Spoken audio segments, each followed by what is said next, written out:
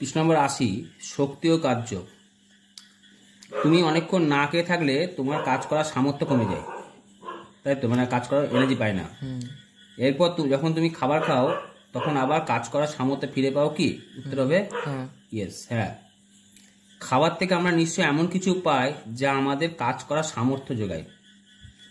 খাবার থেকে আমরা পাই শক্তি, তাই কাজ করার সামর্থ্য হলো শক্তি। শক্তি কাকে বলা হয় এটুকু বললেই হবে।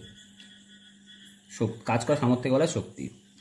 1 নম্বর উদাহরণ, মোটামুটি ভারী 10টা বই 10টা খাতা জোগাড় করো। তোমার স্কুলে ব্যাগের মধ্যে 10টা বই 10টা খাতা ভরতে বলে ভরলাম। এবার ব্যাগটা মেঝে থেকে চেয়ারের উপরে তুললাম। তারপর ব্যাগটা মেঝে থেকে আলমারির উপরে তুললাম। এবার বলো পৃথিবীর টানের মানে ব্যাগের ওজন কাকে বলা হয়? কোনো বস্তুকে পৃথিবী যে বল দ্বারা তার নিজের কেন্দ্রের দিকে টানে তাকে বলা হয় বস্তুর ওজন। উল্টো দিকে ব্যাগটা ওঠাতে দুটি ক্ষেত্রে কি তোমার সমান বল প্রয়োগ করতে হয়েছে? উত্তর হচ্ছে না। তাহলে তুই হ্যাঁ যদি বলিস তাহলে একটা ব্যাগকে ভর্তি করে বিছানার উপর তুলবি, আর একটা সেই ব্যাগটাকে আবার মাটি থেকে তোর আলমারির উপর তুলবি, একই বল প্রয়োগ করতে হয় না? বেশি করতে হবে, আলমারির যেতে করতে হয়। কোন ক্ষেত্রে তোমার বেশি পরিশ্রম করতে হয়েছে? দ্বিতীয় ক্ষেত্রে, মানে আলমারি সেকেন্ড, মানে দ্বিতীয় ক্ষেত্রে। ঠিক আছে, তুমি তোমার ওই স্কুল ব্যাগে আবার 10টা বই 10টা খাতা নাও। এবার ব্যাগটা মেঝে থেকে টেবিলে তোলো। এবার ব্যাগ থেকে 10টা খাতা 5টা বই নামিয়ে রাখো। তারপর আবার মেঝে থেকে ব্যাগটা টেবিলে তোলো। এখন বলো ব্যাগের ওজনের উল্টো দিকে কোন ক্ষেত্রে তোমাকে বেশি বল প্রয়োগ করতে হয়েছে? যখন আগের ক্ষেত্রে, যখন 10টা বই 10টা খাতা ছিল, কোন ক্ষেত্রে বেশি বল প্রয়োগ করতে হয়েছে? আগে। উল্টো দিকে সবসময় মনে রাখবে, ওজন সবসময় নিচে দিকে কাজ করে, মানে বস্তুর পৃথিবীর কেন্দ্রের দিকে, আর আমি বল প্রয়োগ করছি উপরের দিকে। তাহলে এক্ষেত্রে 10টা বই 10টা খাতা ছিল, এখন 10টা বই 5টা খাতা, কম লাগবে উপরে তুলতে, ওজনটা আস্তে আস্তে কমে যাবে। তোমাকে কোন ক্ষেত্রে বেশি পরিশ্রম করতে হয়েছে? প্রথম ক্ষেত্রে। 1 নম্বর পরীক্ষা দেখা গেল একই ওজনের বস্তুকে, মানে এই পরীক্ষা দেখা গেল একই ওজনের বস্তুকে যত বেশি উঁচুতে তোলা যায় তত বেশি পরিশ্রম করতে হয়। তার জন্য তুমি টেবিল থেকে আলমারি তুলতে গেলে বেশি পরিশ্রম করতে তোমাকে হচ্ছে, যদিও দুই ক্ষেত্রে সমান সমান বল প্রয়োগ করতে হয়েছে। সমান বল প্রয়োগ করতে হয়েছে, কিন্তু পরিশ্রম আমার বেশি হয়েছে কোন ক্ষেত্রে? দ্বিতীয় ক্ষেত্রে। 2 নম্বরে দেখা গেল যে বিভিন্ন ওজনের বস্তুকে একই ওজন তোলার সময় বিভিন্ন ওজনের বস্তু 10টা বই 10টা খাতা, পরে 10টা বই নামিয়ে দিলাম, 5টা খাতা নামিয়ে দিয়েছিলাম, মানে 5টা খাতা থাকলো। একই ওজন তোলার সময় যে বস্তু যত বেশি ভারী তার জন্য তত বেশি বল লাগে ও পরিশ্রম বেশি করতে হয়। তার জন্য দ্বিতীয় ক্ষেত্রে পরিশ্রম কম, প্রথম ক্ষেত্রে পরিশ্রম বেশি। দ্বিতীয় 2 নম্বর এই পরীক্ষাটায় 5টা যে খাতাটা।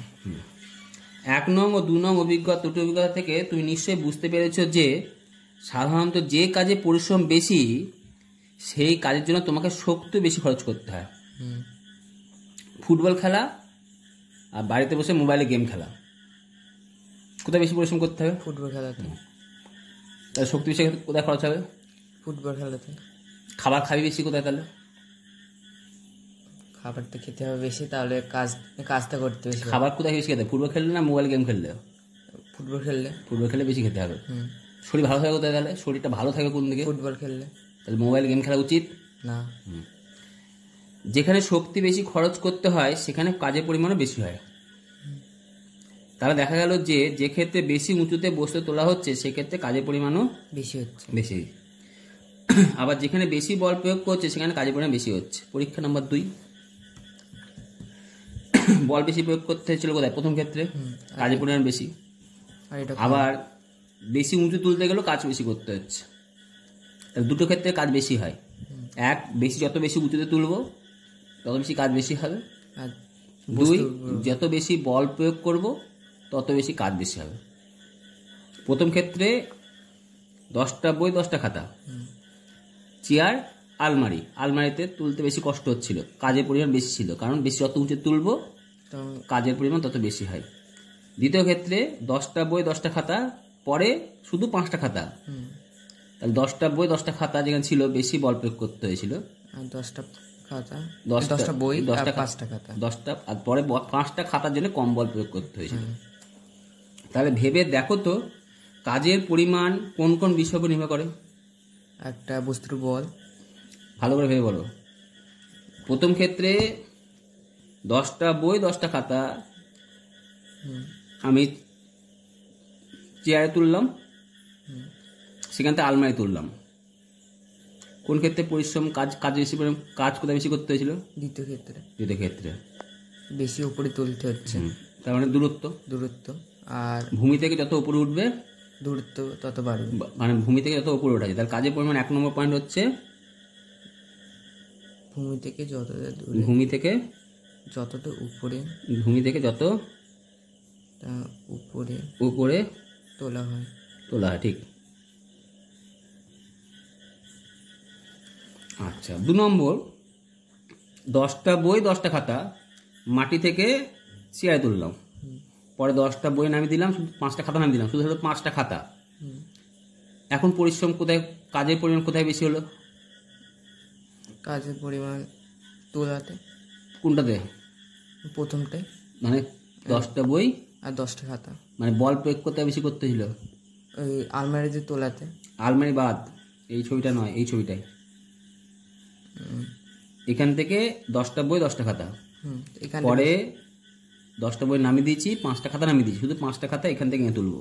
প্রথম ক্ষেত্রে বেশি চেয়ারে উপরে তোলাতে, আর দ্বিতীয় ক্ষেত্রে কম, কারণ 5টা খাতা। তাহলে 5টা খাতা মানে বল বেশি। 2 নম্বর হচ্ছে বল। তাহলে কাজের পরিমাণ কোন কোন বিষয় নির্ভর করে? কাজের পরিমাণ তুমি কতটা উপরে তুলছো তার উপরে, আর ভূমি থেকে যত উপরে তোলা হয়, আর 2 হচ্ছে বল কোথায় বেশি প্রয়োগ করছি। তাহলে কাজের পরিমাণ সমান সমান প্রযুক্ত বল ইন্টু বলের প্রভাবে বস্তুর সরণের পরিমাপ। তাহলে কার্য সমান সমান কি? ডাব্লিউ সমান সমান এফ ইন্টু ডি, যেখানে ডাব্লিউ সমান কাজ, এফ মানে বল, ডি মানে সরণ। তার মানে তুমি একটা ব্যাগ ভর্তি ব্যাগকে যত উপরে তুলবে, কোন ক্ষেত্রে বেশি কাজ করতে হবে? 1তলা, 2তলা না 3তলা? 3তলায়। তাহলে 1 বালতি জল তুমি 1তলা নিয়ে যাচ্ছ, 2তলা নিয়ে যাচ্ছ, 3তলায়, কোন ক্ষেত্রে বেশি কাজ করতে হবে? তৃতীয় ক্ষেত্রে, মানে 3তলায়। 3তলা নিয়ে যেতে। এবার 1 বালতি জল ছিল, এখন 2 বালতি জল হয়ে গেছে। কোন ক্ষেত্রে? এখানে 1 বালতি জল, এখানে 2 বালতি, দুটোকে তুমি 1তলা নিয়ে যেতে যাও, কোন ক্ষেত্রে বেশি বল লাগবে? দ্বিতীয় ক্ষেত্রে। তারপর কাজের মান দুটো বিষয় নির্ভর করে। এক, কত বল প্রয়োগ করছি, কোন ক্ষেত্রে বল বেশি, এটাতে না এটাতে? দ্বিতীয়তে। আর কতটা উপরে নিয়ে যাচ্ছি, এটাতে না এটাতে নিয়ে যাচ্ছি, এখান থেকে এখানে না এখানে নিয়ে যাচ্ছি, কোন ক্ষেত্রে বেশি বল প্রয়োগ করছি? এটা প্রথম ক্ষেত্রে। মানে একটা বালতি 3য় তলায় নিয়ে যাবো, ঠিক আছে। তার মানে কার্য সমান সমান বল ইন্টু সরণ। তো কাজ সমান বল গুণিত সরণ পেলাম। এসআই পদ্ধতিতে কাজ মাপার একক। এসআই পদ্ধতিতে কাজ মাপার একক হচ্ছে জুল। তাহলে সিজেস পদ্ধতি কি হবে? শেষ পদ্ধতি হচ্ছে আর্ক।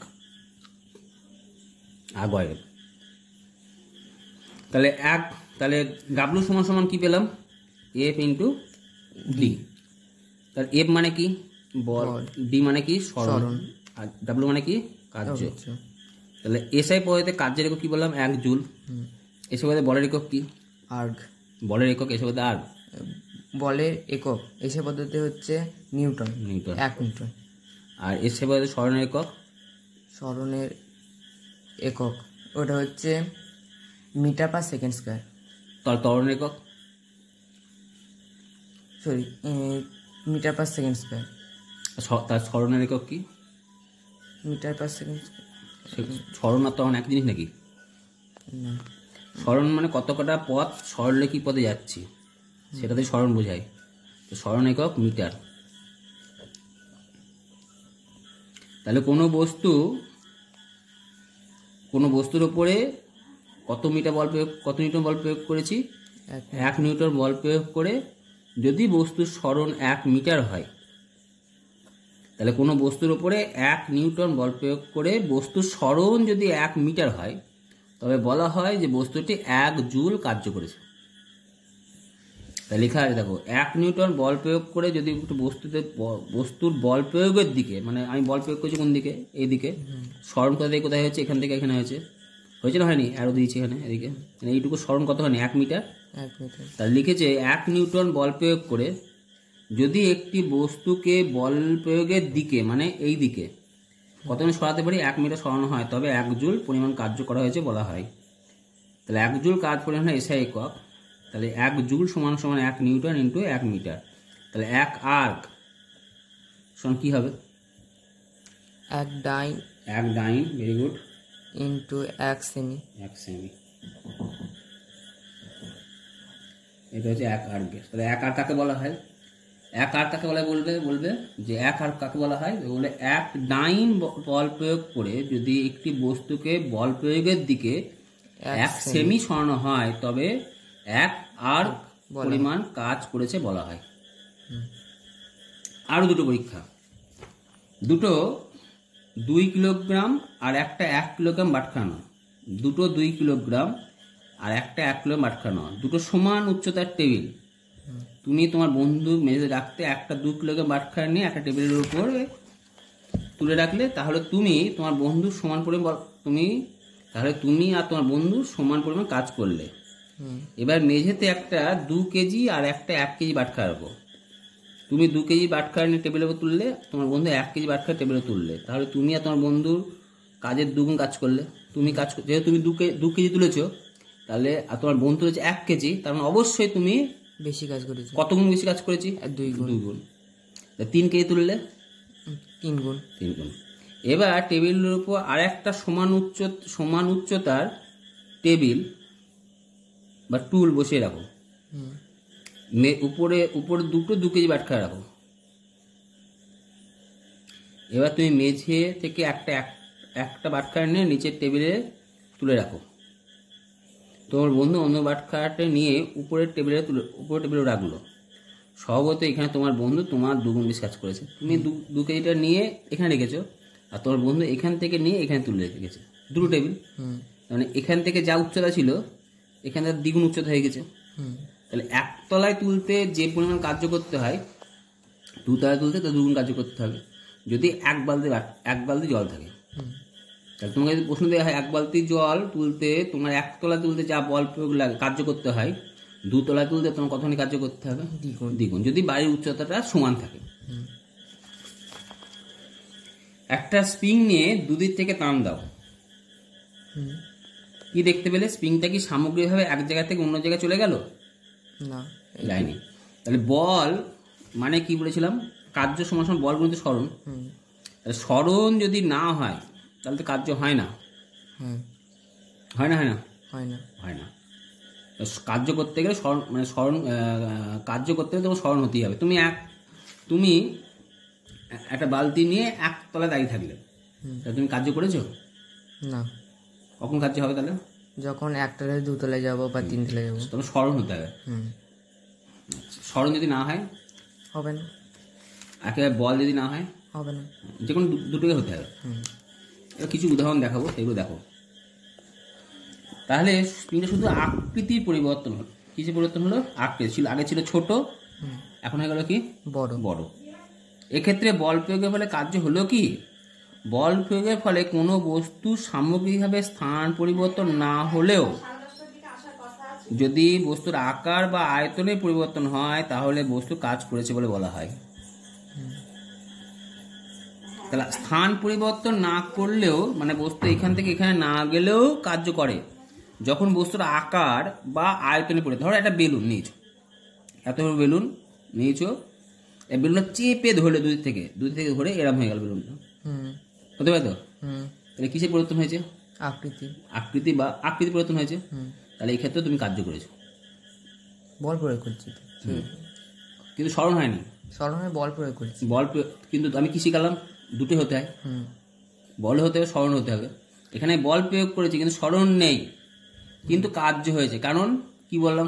সরণ ছাড়াও কার্য হয়। কখন হয় বললাম? বস্তুর আকৃতি পরিবর্তন, আকৃতি বা আয়তনে। তাহলে একটা ছোট বেলুন ছিল, ফুঁ দিয়ে ওকে বড় করলে, কিছু পরিবর্তন হলো? আকৃতি বা আয়তনে।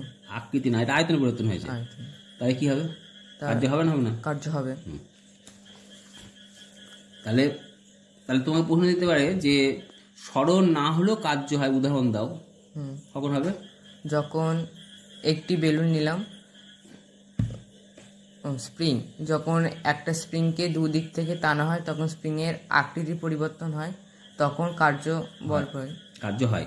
হয়। এবার ছবির মতো করে একটা পিচকে নাও, যদি বেলুনটা এরকম ছিল, এই বেলুনটা পিচকেতে হাওয়া করে বড় করলাম,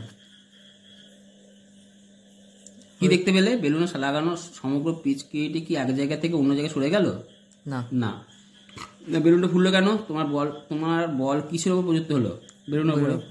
আমি অ্যাকচুয়ালি বলটা প্রয়োগ করেছি হাত দিয়ে এই নাড়িটার ওপরে, সেখান থেকে বায়ু দিয়ে এখানে ঢুকে গেল। তোমার প্রযুক্ত বলের দ্বারা কি কোনো কাজ হলো? এখানে দেখা গেল যে বল প্রয়োগের ফলে বস্তু সামগ্রিক স্থান পরিবর্তন করলো না, কিন্তু তোমার প্রযুক্ত বল পিচকিরির ভেতরে বায়ুর উপর চাপ সৃষ্টি করে, বায়ুকে সংকুচিত হয়ে পিচকিরির মুখ দিয়ে বেরিয়ে বেলুনের ভেতরে প্রবেশ করে। মানে কি? তোমার প্রযুক্ত বল পিচকিরির ভিতরে বায়ুর উপর চাপ করে। তাহলে তুমি বল প্রয়োগ করেছো, আমি বলেছিলাম বল প্রয়োগ করলাম এর উপরে। এইবার পিচকিরির ভেতরে যে বায়ু থাকে, বায়ু আছে না ভেতরে? নেই। আচ্ছা। সেই বায়ুটাকে সংকুচিত ছোট করলো, ছোট করে পিচকিরির বল প্রয়োগ করলো, করে কারো ফেলে দিল বেলুনের উপরে, সেটা লেখা আছে। চাপ সৃষ্টি করে বায়ু সংকুচিত হয়ে পিচকিরির মুখ দিয়ে বেরিয়ে বেলুনের ভেতরে প্রবেশ করে। ছোট ছোট সরণের ফলে, মানে বায়ুর এখান থেকে এখানে, এখান থেকে এখানে, এখান থেকে এখানে, এখান থেকে এখানে, বায়ুর ছোট ছোট কণা, ধরো এখানে একটা কণা সরে এখানে গেল, আবার এই কণাটা সরে এখানে গেল, আবার এই কণাটা সরে এখানে গেল, তাহলে এখানকার বায়ুটা আস্তে আস্তে সরে সরে কোথায় গেল? বেলুনের ভেতরে ঢুকলো। তাহলে ছোট ছোট কণা সরণের ফলে বেলুনের আকৃতিগত পরিবর্তন ঘটেছে। ছিল ছোট বেলুন, হলো বড় বেলুন, ফলে বেলুনের ফুলে উঠেছে, তাই এখানে বল প্রয়োগের ফলে কাজ হয়েছে। বুঝতে পারলাম? তাই দুটো ব্যাখ্যা পেলে। এক, স্প্রিংকে টানলে তার আকৃতি পরিবর্তন হয়, ফলে কার্য হয়, কারণ আমরা জানি বস্তুর আকার বা আয়তনের পরিবর্তন হলে কার্য হয়। আর এখানে শিখলাম যে বেলুনের আয়তনে বিচ্ছিন্ন বেলুন ফুলালে তার আয়তনে পরিবর্তন হয়, ফলে কার্য হয়। এবং কেন হয় তা ব্যাখ্যা পেলাম। স্প্রিংয়ের ক্ষেত্রে স্প্রিংয়ের সামগ্রিক সরণ না হলেও তার ভিতরে ছোট ছোট অংশে স্থান পরিবর্তন হয়েছে। নাহলে স্প্রিংটা ছিল এইটুকু ছোট্ট পাড়া, এখন বড় হলো কি করে? এইখানে যে দুটো কণা ছিল, আগে ছিল এইখান থেকে এইটুকু ছোট্ট পাড়া, এইখান থেকে এইটুকু, আর এখন দেখো এইখান থেকে এতখানি হয়েছে। তা ছোট ছোট যে কণাগুলো ছিল, সেই কণাগুলো বড় বড় হয়ে গেছে।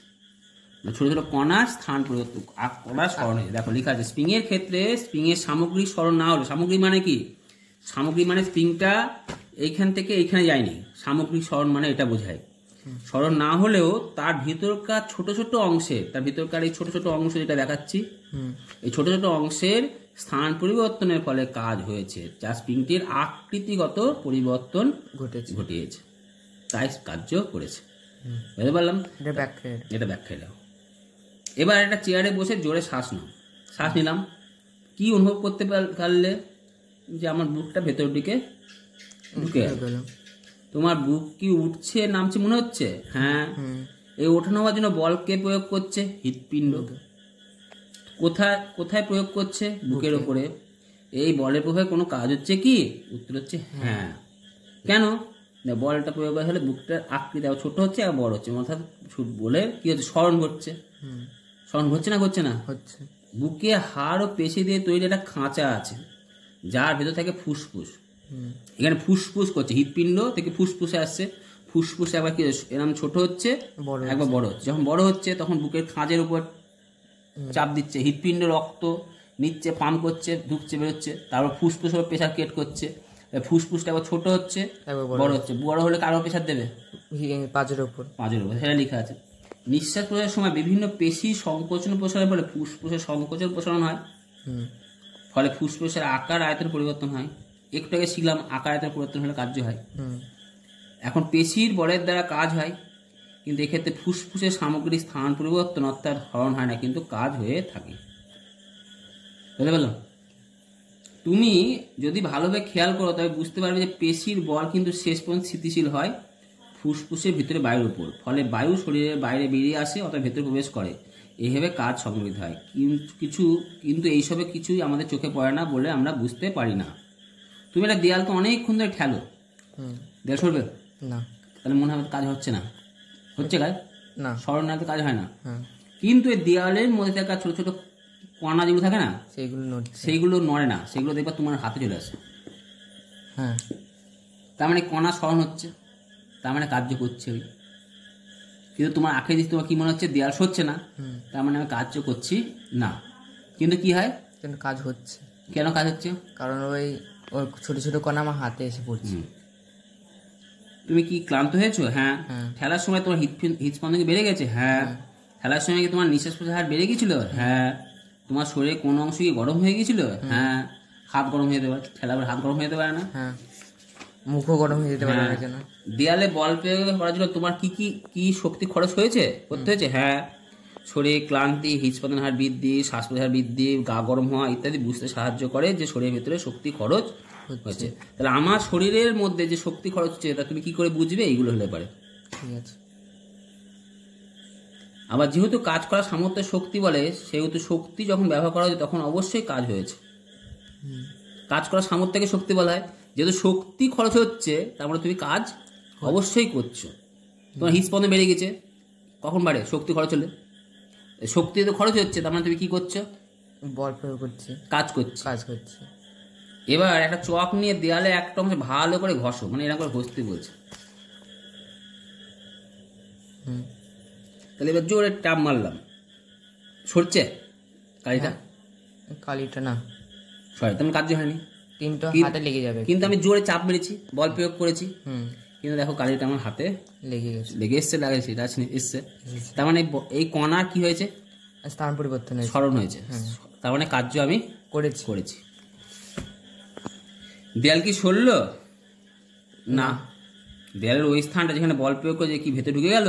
না। দেয়ালের ওই স্থানে চকের গুলো কিছু অংশ কি উঠে এসেছে? হ্যাঁ। কোথায় উঠে এসেছে? হাতের উপর, আঙুলে। এবার তোমার হাতটা ভালো করে দেখো তো, যেখানে তালুতে চকের দাগ লেগেছে কিনা। হ্যাঁ। তুমি যখন দেয়ালে ঠেলছিলে তখন কি তোমার হাতের তালু মাংস কিছু চেপটে গেছিল? এরকম ঠেলে মাংস চেপটে যায় না?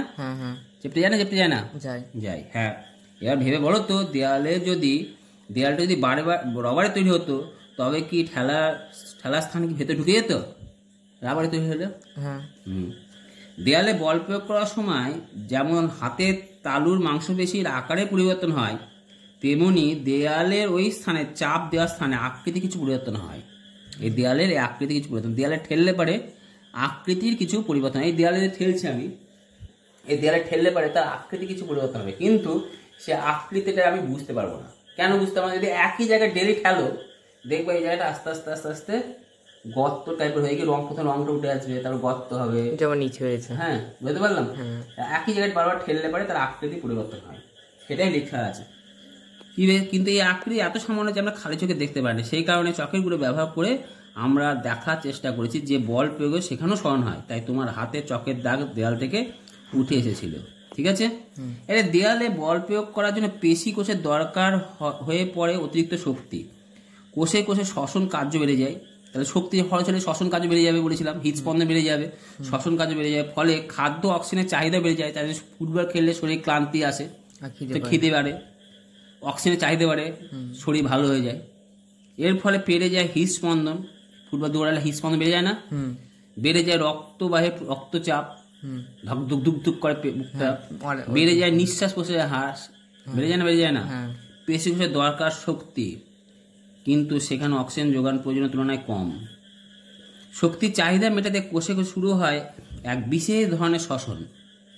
তাহলে অক্সিজেন আমরা যেটুকু নিই সেটুকু নিচ্ছি, কিন্তু তখন বেশি শক্তি খরচ হচ্ছে, তাহলে বেশি অক্সিজেন লাগবে, তো অক্সিজেন তো বেশি নেই, কত শ্বসন চলছে, তখন কোষের মধ্যে অন্য ধরনের এক শ্বসন হয়। সেই শ্বসনের নাম কি?